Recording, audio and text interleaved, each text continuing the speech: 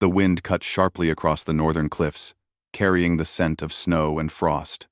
Lyra stood at the edge of the council chambers, her eyes fixed on the distant horizon where the sun was just beginning to bleed into the mist. At 18, she had lived her whole life under the strict rules of her pack.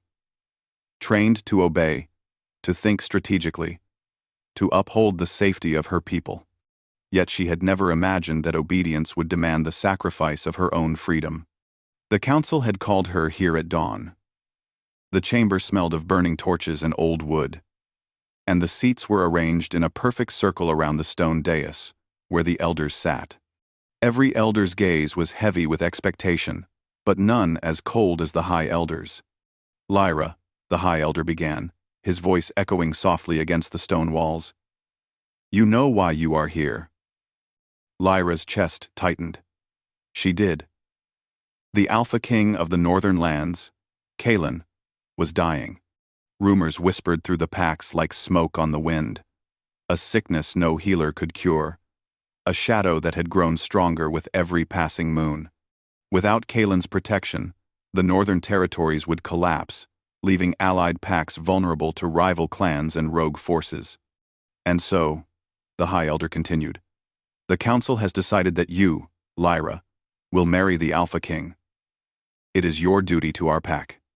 The words landed on her like a heavy stone. Marry a man she had never met? A king whose name was spoken with awe and fear? Her heart pounded. A mix of anger and disbelief. I cannot," she whispered, though her voice trembled. "I do not even know him." The council exchanged glances, not of sympathy, but of quiet insistence. "Do not speak of knowledge or choice," another elder said, a thin smile ghosting across her lips. "This is not about what you want. This is about survival." Lyra's fists clenched at her sides. She had always been proud, defiant even, but the weight of responsibility pressed down like winter snow on a mountain peak. She could see it in the elders' eyes. They were not cruel. They were fearful, desperate, and convinced that her marriage was the only path to safety. "Very well," she said finally, her voice steadier than she felt. "I will go, but only if I understand him first." The council murmured but made no objection. A few hours later, she was riding toward the northern lands, her heart caught between fear and resolve. The journey was long, the forest thick with ice-laden trees, their branches clawing at the sky. Wolves prowled the edges of the road, their eyes glinting in the fading light. Lyra felt their silent judgment and wondered if they knew her destiny more clearly than she did. At the gates of Kaelin's fortress, the walls rose like jagged teeth against the evening sky. The castle had stood for centuries, a bastion of power and mystery. Its towers disappeared into the clouds, and the gates were guarded by soldiers whose eyes held a mixture of respect and caution. Lyra's escort led her inside, through halls that smelled of old stone, candle wax, and faint traces of incense. Every step she took echoed through corridors lined with portraits of past alphas, their painted eyes seeming to follow her. She could almost feel their judgment, their silent insistence that she would either fail or save their legacy. Finally, she was brought to Kaelin's chamber. The door opened with a low creak, and she stepped inside. There, sitting in a chair near the hearth, was a man she had only imagined in stories, tall, broad-shouldered, with a presence that seemed to bend the room toward him. His hair was dark as midnight, streaked with silver, and his eyes, sharp and penetrating, carried the weight of 100 battles and 100 losses. Kaelin rose slowly, his movements deliberate. He did not smile. He did not speak. He simply studied her, and Lyra felt a shiver run through her. There was power in him, raw and undeniable, but also something fragile, something wounded beneath the armor of authority. "You must be Lyra," he said at last, his voice deep, carrying a quiet intensity that made the room feel smaller. "The council has spoken." Lyra bowed slightly, refusing to show her fear. Kaelin's eyes softened, though only for a moment. "Do you understand what you are being asked to do?" "I do," she replied. "I am to marry you to save my pack." He nodded, then gestured to the window. Outside, the wind whipped around the castle, rattling the panes. "Do you understand that this marriage may save your pack, but it may not save me?" The question caught her off guard. She had expected anger, arrogance, or coldness. Instead, she saw vulnerability, a silent plea buried beneath years of power and duty. Her heart twisted with unease. I do not know if I can," she admitted softly. "But I will try. I will do what must be done." Kalen studied her, his expression unreadable. "Try," he said, almost to himself. "Many have tried before. Few have understood." That night, Lyra was shown to her room. A chamber of stone and warmth, lit by candles that flickered shadows against the walls. Sleep would not come. She lay on the bed, staring at the ceiling, feeling the weight of the crown she had not chosen. Her mind swirled with thoughts of Kalen. Was he cruel, as the rumors claimed, or simply trapped by fate as she was? As midnight approached, Lyra drifted into a restless sleep. In her dreams, a dark wolf appeared, its eyes glowing like embers. It circled her room silently, its presence both terrifying and comforting. "The king is not what he seems," the wolf whispered, its voice echoing in her mind. "And neither are you." Lyra awoke with a start, heart racing. The room was empty, but the feeling of being watched lingered. She sat on the edge of the bed, trying to make sense of the dream. Was it a warning? A vision? Or merely the imagination of a girl on the brink of adulthood, thrust into a world she barely understood? A soft knock at the door made her freeze. Before she could answer, the door creaked open. Kalen stood there, framed by the candlelight. His eyes were calm but intense, fixed on her as if trying to read her very soul. "Lyra," he said quietly, "do you know why the wolf comes to you?" I do not," she replied, fear and curiosity mixing in her voice. "It is not a dream," he said. "It is a warning, and sometimes a test." His gaze softened, for the briefest moment. "You may think you are being forced into this, but perhaps fate has other plans for us both." Lyra's heart pounded. She wanted to retreat, to hide behind defiance, but something in his tone made her pause. There was truth there, and it unsettled her in ways she could not yet name.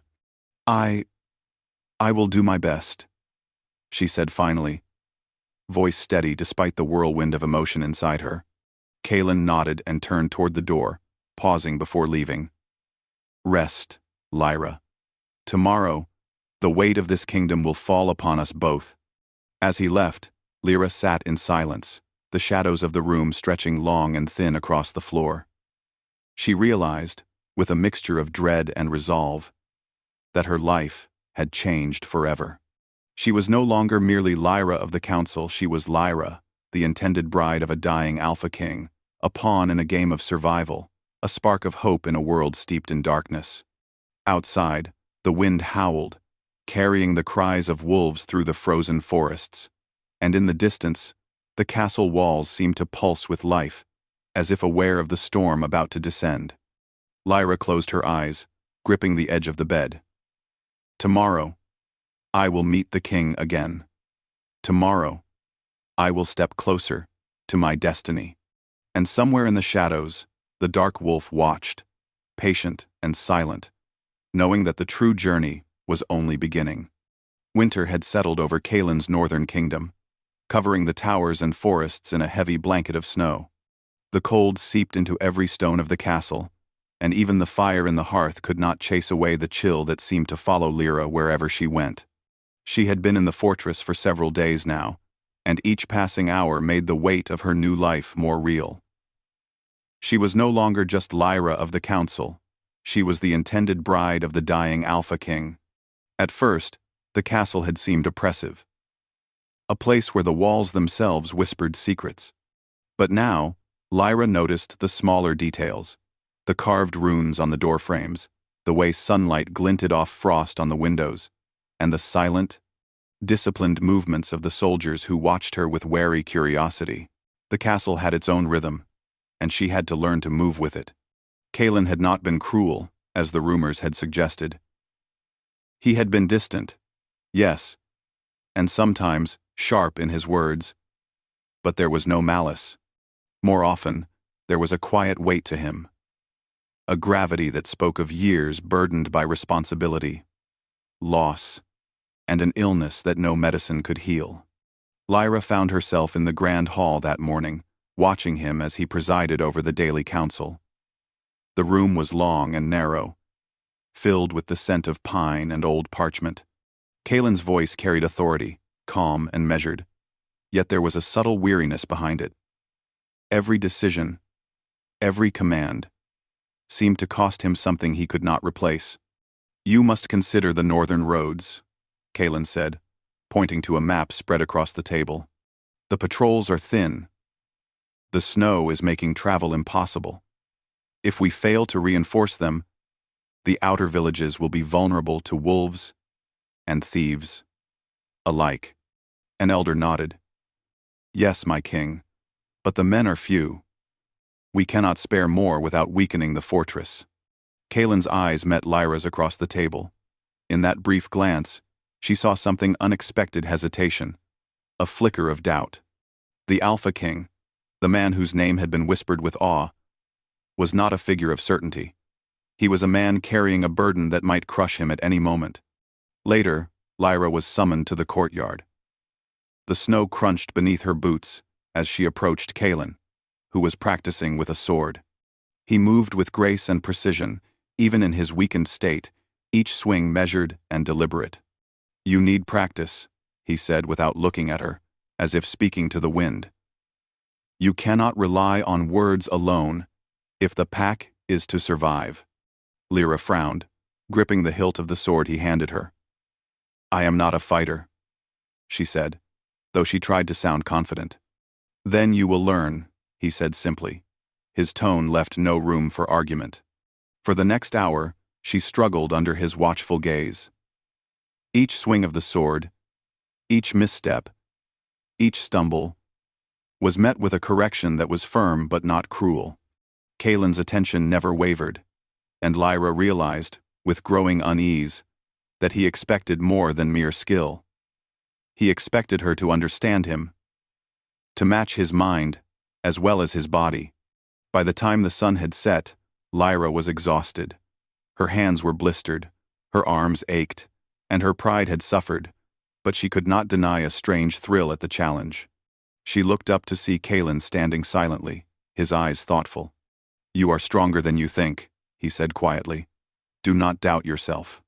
Lyra met his gaze, searching for mockery, but found none. Instead, she found something she had not expected, a hint of admiration, tempered by caution. She swallowed, unsure of what to say, and finally nodded. The days passed, and Lyra began to see the castle not just as a prison, but as a place of lessons. She learned to navigate the halls, to understand the subtle politics of the council, and to see the moments when Kalen's illness left him vulnerable. She saw him in the quiet moments, alone in his chamber, staring at a faded portrait of a woman whose eyes seemed alive with memory. She saw the nights when he would wander the ramparts, whispering to the wind as if speaking to someone unseen. One evening, a storm struck the castle. Snow and wind battered the walls, and the howls of wolves echoed across the frozen plains. Kalen had insisted on inspecting the outer walls despite the storm, and Lyra had followed, wrapped in a thick cloak.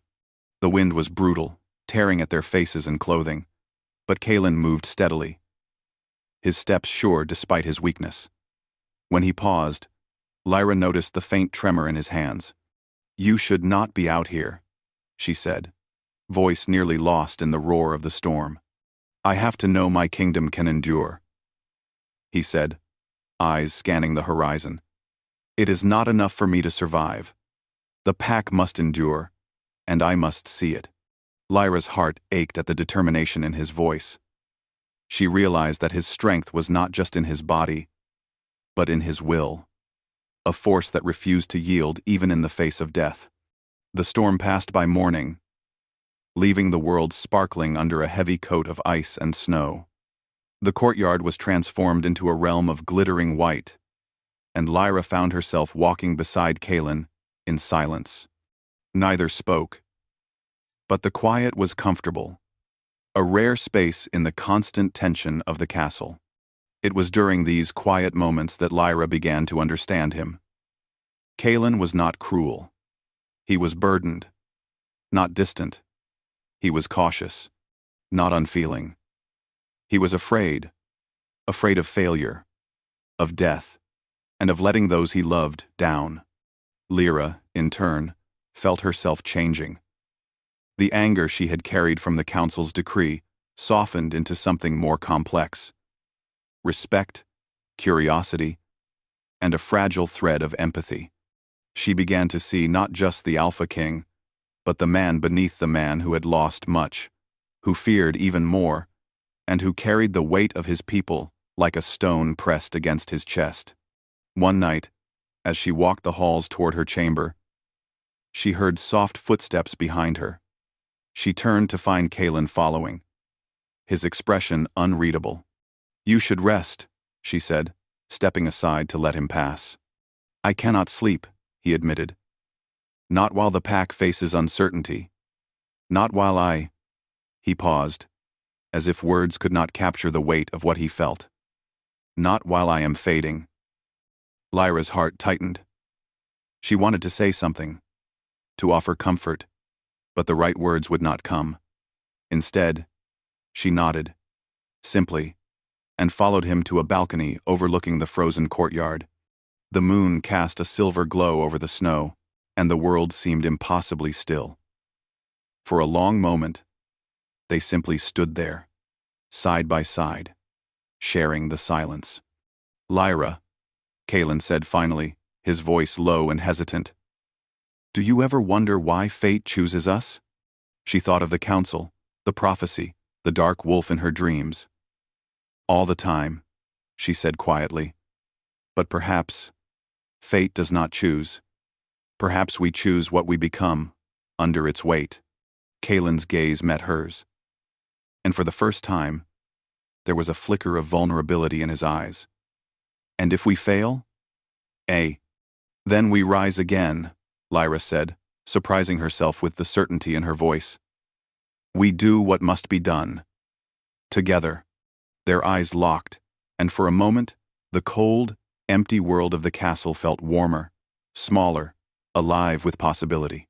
Neither spoke again, and the night deepened around them, carrying with it whispers of things neither could yet understand: dreams, curses, and the fragile beginnings of trust. The next day, Lyra discovered a hidden wing of the castle.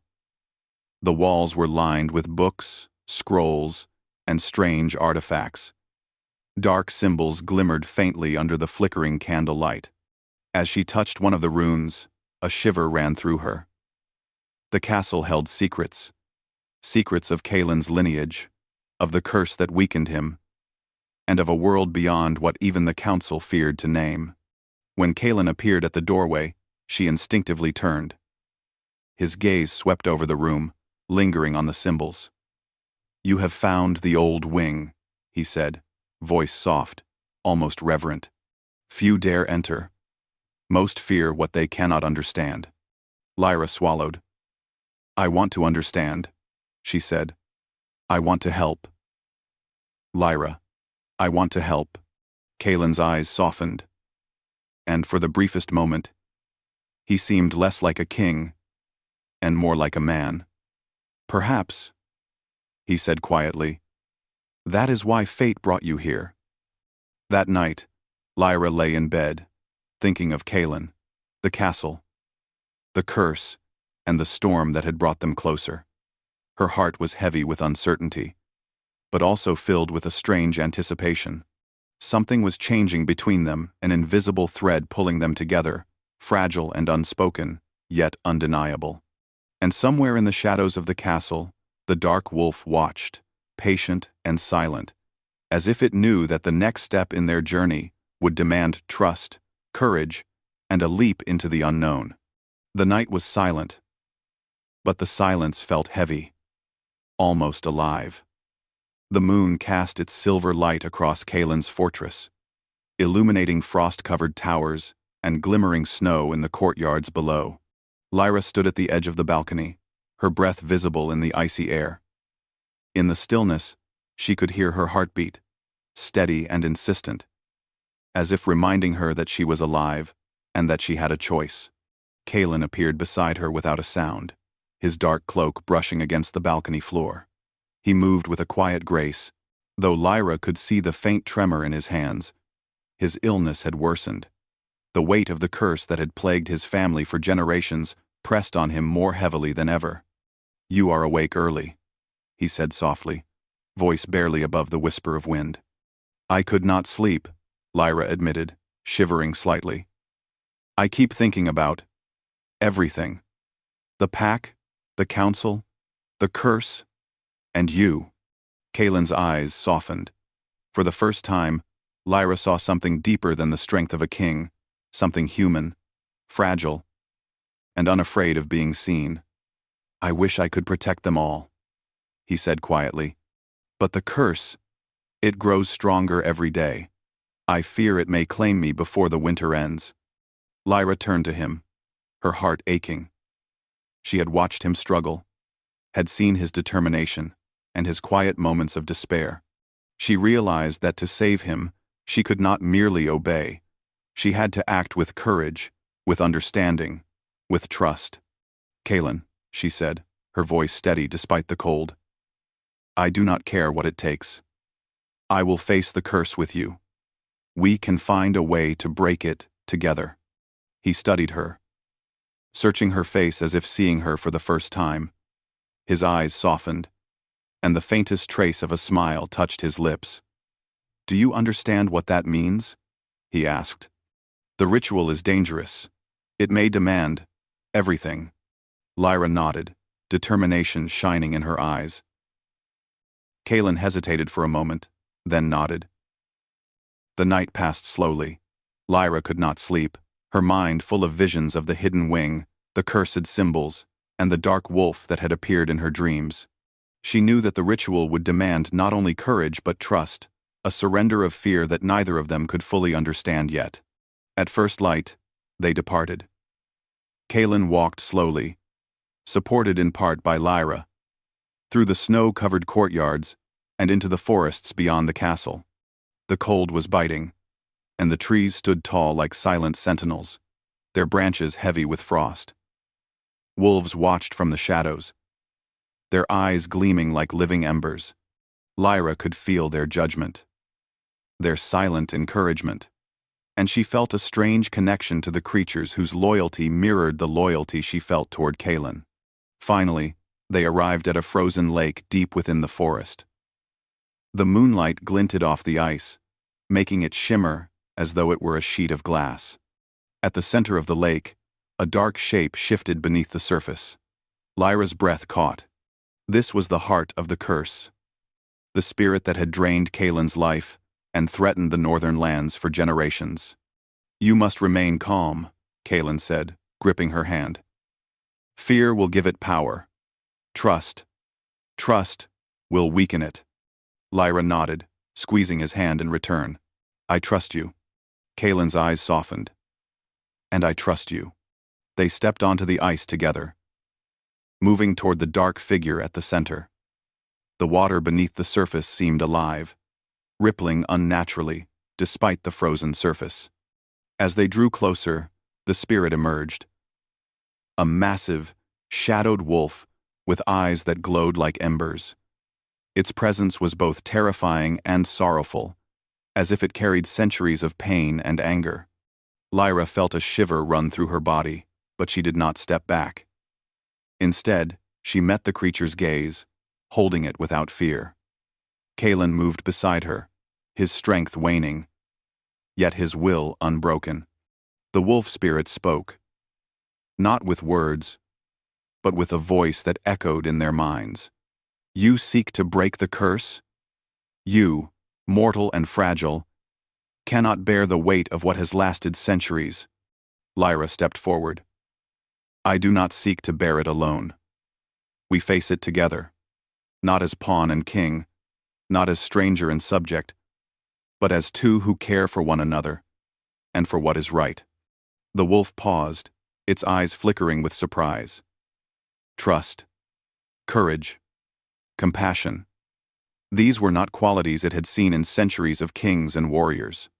Slowly, the spirit lowered its massive head, considering them. Kalen's voice trembled slightly as he spoke. It has power over my life. If we fail, it will take me. But if we succeed, it may be free. And so may I. Lyra stepped closer, touching the spirit's fur as lightly as she could. We do not fear you, she said, her voice steady. We seek only to end the suffering. Let the past be released. Let life continue. For a long moment, the wolf spirit stared at them. Then, with a low, mournful howl, it sank beneath the ice, vanishing as if it had never been there. The frozen lake trembled and cracked, but it held. Kalen collapsed onto the ice. Exhaustion etched into every line of his face. Lyra rushed to his side, supporting him as he struggled to breathe. You did it, Kalen whispered, his voice weak but filled with awe. The curse, it is gone. Charis. Lyra held him close, shivering herself, but smiling despite the cold. No, we did it. Together. Kalen looked at her, his dark eyes reflecting gratitude, relief, and something deeper, an emotion he had not allowed himself to feel in years. Lyra. Shh, she said softly, pressing a hand to his chest. Rest. You are safe now. As he rested, Lyra noticed the first signs of color returning to his cheeks. The frost of illness seemed to lift slightly from his body, replaced by warmth and life. She realized that saving him had not been just about the curse. It had been about trust, about letting go of fear, about choosing to act with courage even when the path was uncertain. When Kalen finally rose to his feet, he looked at Lyra with something she had never seen before. Vulnerability, mixed with strength. A quiet intensity that made her heart ache. I owe you everything, he said, voice low. Not just for the curse, but for your courage, your spirit, your heart. Lyra felt a warmth spread through her chest. She had never expected him to say such things, had never imagined that her defiance, her bravery, would lead to this moment. You owe me nothing, she said softly. We saved the pack. That is enough. Kalen shook his head, stepping closer. It is never enough for me. Not when I have found something I did not know I was missing. Until you arrived. Lyra's breath caught. She felt the pull between them, the invisible thread that had begun months ago. Stronger now. Undeniable. Kalen, she whispered. He reached out, taking her hand gently. Lyra, I know our union began as duty, as a necessity, but I no longer care about duty alone. I care about us. I care about you. For the first time, Lyra allowed herself to feel the depth of her own emotions. The fear, the anger, the defiance, all of it melted away into something quieter, warmer. And I care about you, she admitted, voice trembling but honest. Not as a duty, not as a task, but as someone who has shown me what trust and courage really mean. They stood together on the frozen lake, the moonlight glinting off the ice, snow drifting silently around them. The world felt vast and quiet, yet full of promise. They had faced the curse, survived the storm, and emerged stronger. Not just as a king and his intended bride, but as two people bound by choice, trust, and shared courage. Kalen took a deep breath, his hand still holding hers. The council. The pack. Our people will celebrate. But I only care about one truth tonight. And what is that? Lyra asked softly. That we are here, alive, together. And nothing can take that from us, he said, his voice steady now, filled with conviction. Lyra smiled, leaning slightly toward him. The ice beneath their feet felt solid, the air crisp, and the night held a promise of new beginnings. Then we will face the future together, she said, her heart full. Kaelin nodded, brushing a strand of hair from her face. Together, he repeated, and for the first time in many years, a genuine, unguarded smile curved his lips. As the first light of dawn began to break across the horizon, the fortress seemed less cold, the snow less harsh, and the world more alive than it had in generations. Lyra knew that their journey was far from over. The pack would need guidance, the lands would need protection, and their lives would continue to be tested. But in that moment, standing beside Kaelin, she understood something more important than duty or prophecy. Some bonds are forged not by law or obligation, but by trust, courage, and the choice to face life together even when the path is uncertain, even when the shadows are deep. And Lyra, once a girl forced into a marriage she had not chosen, had discovered the strength within herself to embrace destiny and love on her own terms. The dark wolf from her dreams never appeared again that night. But Lyra knew, somewhere deep in her heart, that its silent watch had been a blessing. It had guided her to this moment. A beginning born from courage, trust, and the unyielding power of hope. And for the first time, Lyra truly believed that together, she and Kaelin could face anything,